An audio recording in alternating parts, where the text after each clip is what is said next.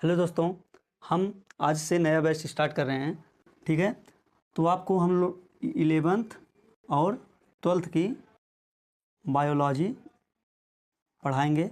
Level रहेगा NEET foundation.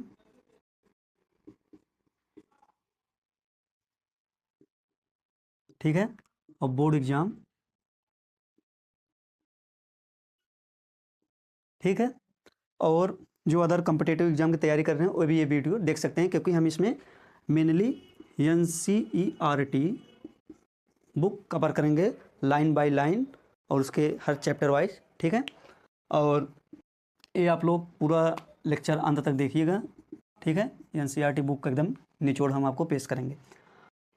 हाँ, तो और जो हमारा लैंग्वेज रहेगा वो बाई लैंग्वेज रहेंगे, यानी कि इंग्लिश में, यानी कि हिंदी और इंग्लिश मिक्स रहेगा। ठीक है, इतना एकदम पूरा इंग्लिश से रहेगा ना, पूरा एकदम हिंदी ही रहेगा। तो चलिए, जैसा कि 11th का जो पहला वो है यूनिट है diversity in the living world, लेकिन हम आपको यहाँ से नहीं पढ़ाएंगे, क्योंकि अब डायरेक्ट हम आपको पढ़ाने लगेंगे एनिमल किंगडम, प्लांट किंगडम, तो आप लोगों को कब समझ में आएगा। ठीक है, कम समझ में आएगा। इससे बेटर है आप लोग यूनिट 3rd से पढ़िए, और यूनिट 3rd में जो चैप्टर 8 है cell the unit of life, तो हम इस वाले लेक्चर में सेल से स्टार्ट करेंगे। ठीक है, तो चलिए, आज हमारा चैप्टर है cell the unit of life, class 11th chapter का नाम सेल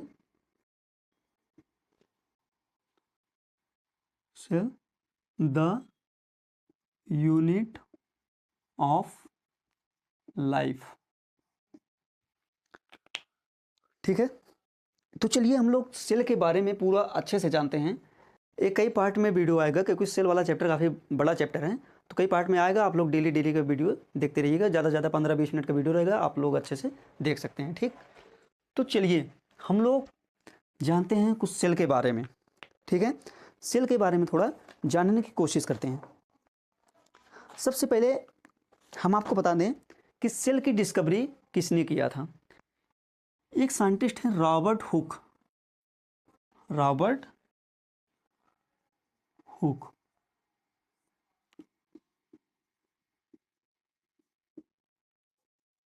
इन्होंने क्या किया था, सेल की डिस्कवरी यानी कि खोज किया था। किसकी? कोशिका की। कोशिका यानी कि सेल, कोशिका की खोज। और जो ये रॉबर्ट हुक जो कोशिका की खोज किए थे, वो कोशिका सजीव थी कि निर्जीव? वो कोशिका निर्जीव थी। जो ये कोशिका की खोज किए थे वो कोशिका कैसी थी? निर्जीव, यानी कि नॉन लिविंग। ठीक है, वो लिविंग नहीं थी, नॉन लिविंग थी। और क्या बोलते हैं, कहाँ से किए थे? एक प्लांट है, एक प्लांट का नाम उसका है क्वेरकस सुबेर, QUE क्यूरकस CUS सुबेर। ठीक है, क्वेरकस सुबेर नाम पौधे था, ये क्या था? पौधा था। ये क्या है? यही प्लांट है। इसी की लकड़ी में थे, यानी कि जो इसका उड़ था उसी में से इसका खोज किए थे। और सन क्या था? 1665 ईस्वी। ठीक, सेल की खोज रॉबर्ट हुक। और इसी में एक साइंटिस्ट बाद में और आए। अच्छा, एक चीज़ और बता दें, इनकी एक बुक है माइक्रोग्राफिया। किसकी? रॉबर्ट हुक की। बुक का नाम क्या है? माइक्रोग्राफिया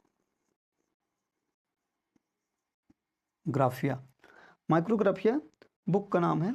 और इन्होंने डायरेक्ट सेल टर्म का यूज नहीं किया। इन्होंने सेल को क्या बोला था पता है? सेला। इन्होंने सेल के लिए एक टर्म यूज किया था, क्या? सेला।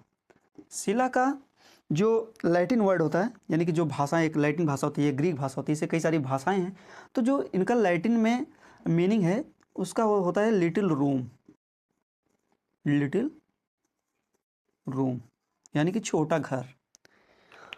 ठीक, कोशिका की खोज रॉबर्ट हुक 1665। और वो कोशिका जो खोजे थे कैसी थी?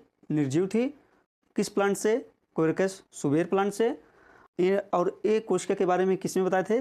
माइक्रोग्राफिया इनके बुक का नाम है। और इन्होंने सेल के लिए यूज टर्म किया था सेला। सेला का लैटिन वर्ड होता है लिटिल रूम, यानी कि छोटा घर। ठीक है, अब आप लोग जानिए लिविंग सेल का खोज किसने किया था?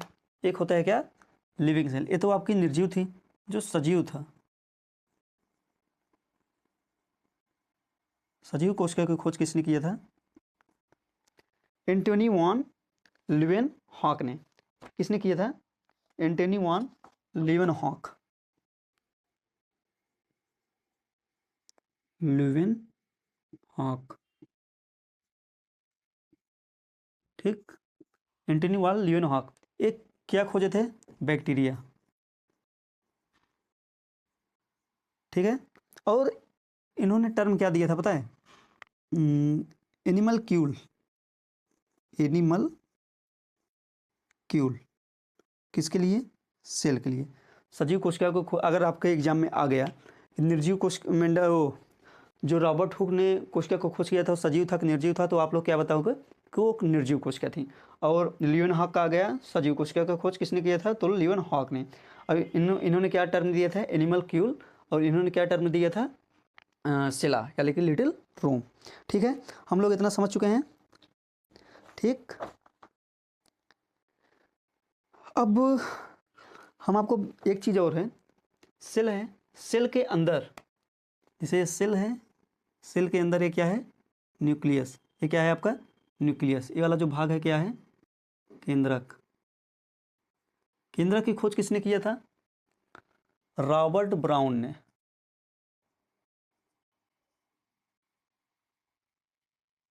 रॉबर्ट ब्राउन ने न्यूक्लियस की खोज की। न्यूक्लियस यानी केंद्रक मतलब क्या होता है? न्यूक्लियस।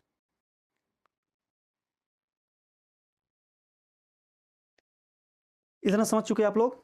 एक बार नोट करिए, ठीक है, एक बार इसको नोट करिए वीडियो पॉज करके। हम इसको रिमूव कर रहे हैं अब। ठीक है, लिख लिए।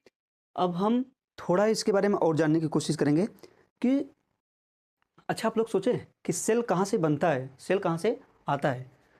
इसी के देखते हुए यही कंट्रोवर्सी चल रही थी, सेल कहाँ से बना। कुछ लोग बोलते थे कि अपने आप आ जा रहा है, कुछ ऐसे बताते थे। तो देखिए इसके लिए क्या आया? Cell theory. इसके लिए क्या आया? Cell theory. सेल थ्योरी जो दिए थे वो दो साइंटिस्ट हैं। एक का नाम था Schleiden,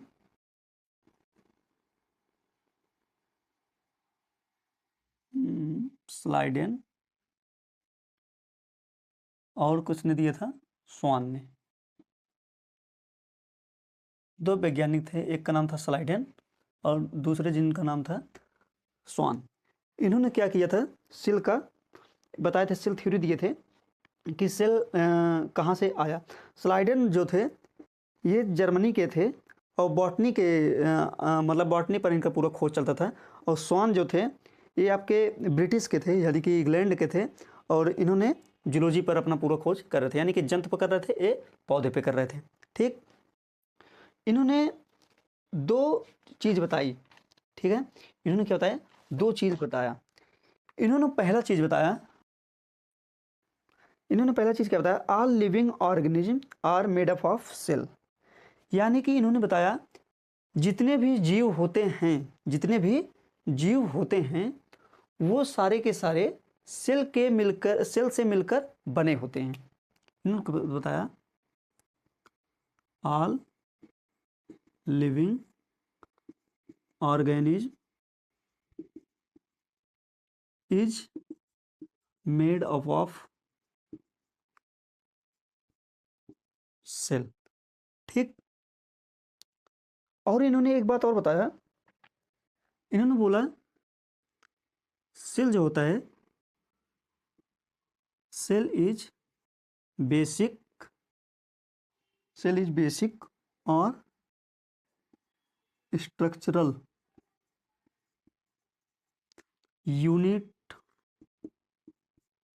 unit of life. Hindi में इसका मतलब समझिए कि सभी जीव कोशिका के बने होते हैं। सभी जीव किसके बने होते हैं? कोशिका के बने होते हैं। और जो कोशिकाएं हैं वो सभी जीवों का बेसिक यानी कि एकदम आधार होते हैं किसका, स्ट्रक्चरल यूनिट। यानी कि इनका कहने का मतलब ये है जो सेल होते हैं स्ट्रक्चरल, एक चीज़ और है स्ट्रक्चरल एंड फंक्शनल।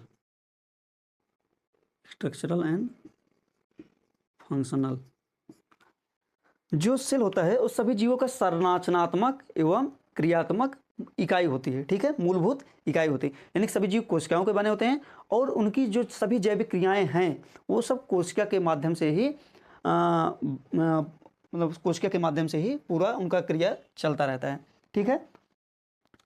लेकिन ये जो स्लाइडन और स्वान थे ये लोग अब भी ये नहीं बता पाए थे कि सेल कहाँ से बना। मेन कंट्रोवर्सी तो यही आई कि सेल कैसे बना, जो सेल 1 से 2 सेल हो रही है वो कहाँ से कैसे बना, ठीक है। तो एक साइंटिस्ट और आए, उनका नाम था रोडोल्फ बिर्चो। उनका क्या नाम था, रोडोल्फ बिर्चो। हम यहाँ लिख दे रहे हैं, स्पेलिंग मिस्टेक ना हो इसलिए थोड़ा हम देख ले रहे हैं। रोडोल्फ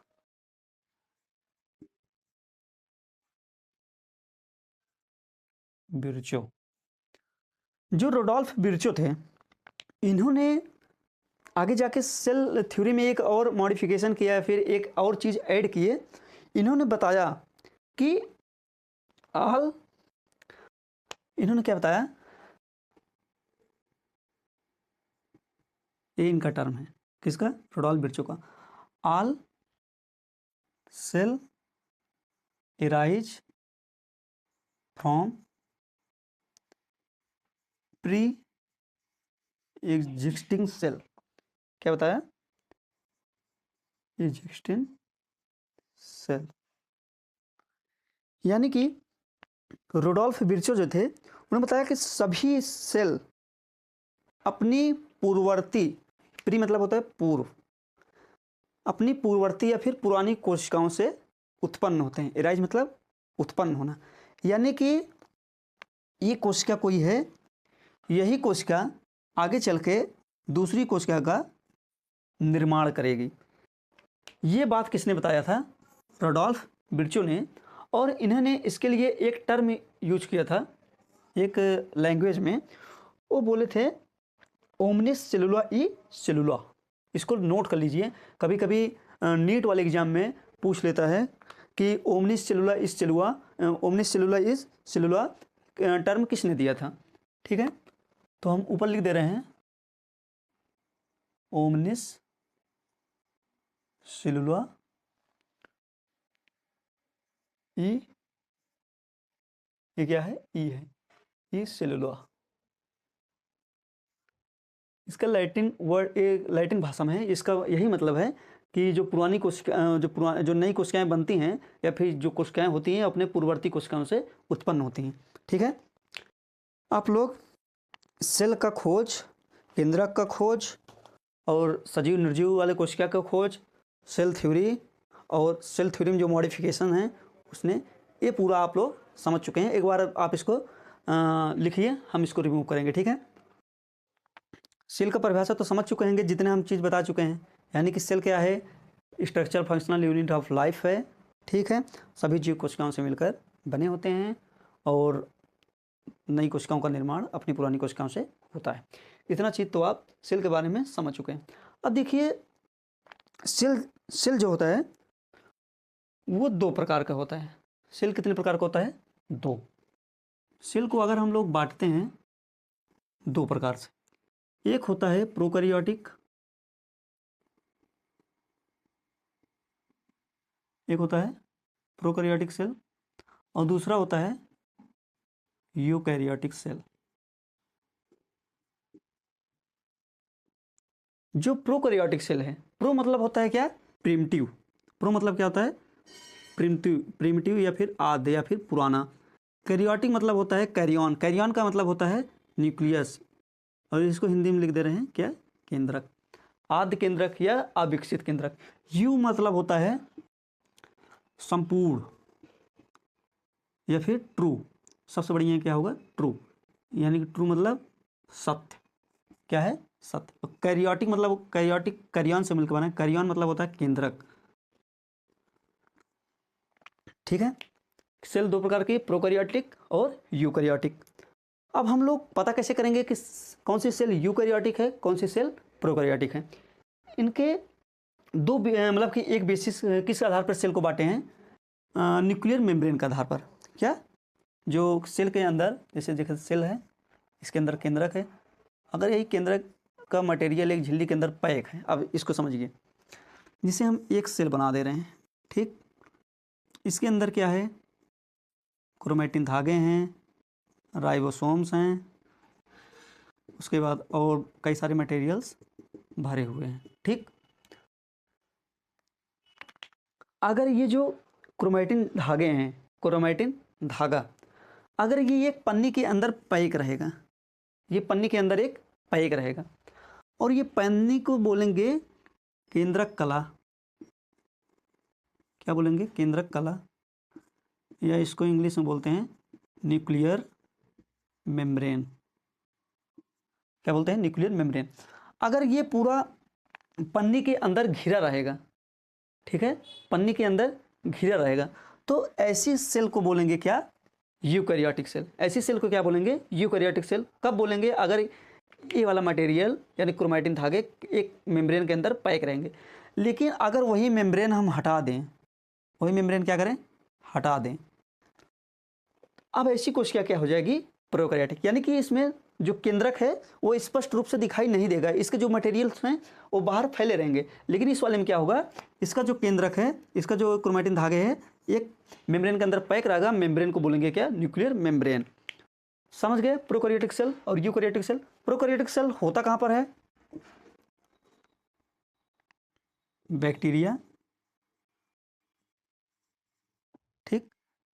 बैक्टीरियल सेल जो होता है, जो बैक्टीरिया होता है उसमें क्या होता है, प्रोकैरियोटिक सेल। और ब्लू ग्रीन एल्गी, बीजीए जिसको बोलते हैं, ठीक। यूकैरियोटिक सेल कहाँ पर होता है, ये आपका प्रोटिस्टा से स्टार्ट हो जाएगा, प्रोटिस्टा एक जगत है, ठीक। प्रोटिस्टा से स्टार्ट हो जाएगा, यानी कि सबसे मेन जो कारण है, अगर ये वाला मटेरियल एक पन्नी के अंदर पैक नहीं रहेगा, यानी केंद्रक कला के अंदर पैक नहीं रहेगा, प्रोकैरियोटिक। अगर केंद्रक के अंदर पैक रहेगा, यूकैरियोटिक। इतना समझ चुके हैं।